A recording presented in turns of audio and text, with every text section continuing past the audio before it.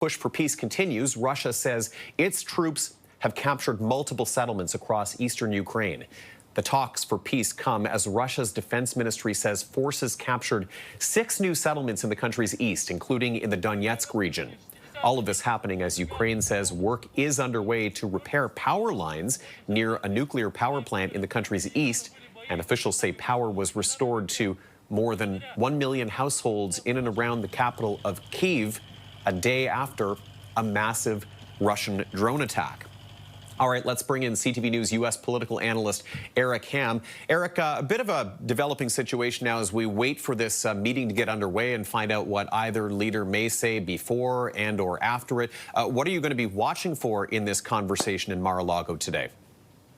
Well, this meeting is all about President Donald Trump, which, of course, we know that's what he likes. And the reason why is because, as you just mentioned, the military aggression by Russia is only ramping up. And also, we just heard from Russian President Vladimir Putin, who says that Ukrainian President Volodymyr Zelenskyy does not want peace. And so this comes as these two men are meeting where there is this peace plan between the two of them. And while many will not know, of course, if in fact Donald Trump will accept it, we know that oftentimes, which is inexplicable, that the president typically seems to move in the direction of whichever way Putin is going. And right now, while Donald Trump certainly does want to see a deal, it's unclear if he actually wants peace, but he certainly wants a deal. It's unclear right now if the president is going to actually stand with Ukraine or if he's going to continue to stand with the side of Putin, trying to pressure Ukraine to enter an agreement at all costs,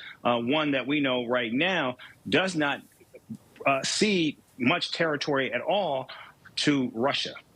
Now, as we try to look into the crystal ball here, Eric, I mean, how likely is it that President Trump would move enough to bring himself in alignment with those, European partners and sort of that conversation for Ukraine? We're hearing more and more in terms of what the president is saying and also what we have heard just in the last few days from Vice President J.D. Vance about Europe. And it appears that, at least based on what we're hearing, is that the United States is moving away from Europe right now. And that is, I think, a bit concerning. However, when we look at this deal, it has been revised from a 28-point plan to a 20-point plan. But also we know that Trump has enormous confidence both in Jared Kushner, his son-in-law, as well as his envoy to Russia, Steve Witkoff, who we know have been working very closely on trying to put this deal together. And so now Trump is going to meet with Volodymyr Zelenskyy today. Will he actually agree? We simply don't know. But no matter what President Donald Trump says, it still all comes down to where does Russia stand? And more importantly, will Vladimir Putin sign on to this agreement? And right now, it's unclear if he will.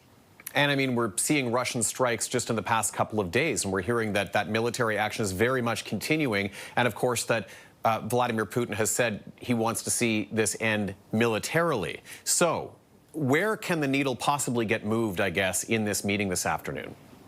Well, I think that's what's so confusing, because right now, in order for there to be an agreement, it's going to have to be a diplomatic agreement. That's what Volodymyr Zelenskyy wants. That's what apparently Donald Trump wants. But it doesn't appear as though that's what Vladimir Putin wants. And so right now, what we're seeing is the United States engaged in attempting to find a diplomatic solution. Russia, on the other hand, is trying to find a military solution, a solution that benefits them. And while this meeting is taking place, it's a bit of a break from reality because, again, what we're seeing play out, at least today, is very different than what we're seeing on the ground. And more importantly, what we're hearing from Putin himself. All right, Eric Ham, I still don't see any movement in our view on Mar-a-Lago yet, so we're going to have you stand by to check in with us once again in just a little while once we learn a little bit more about that meeting. In the meantime, Eric Ham, U.S. political analyst for CTV News, thank you very much.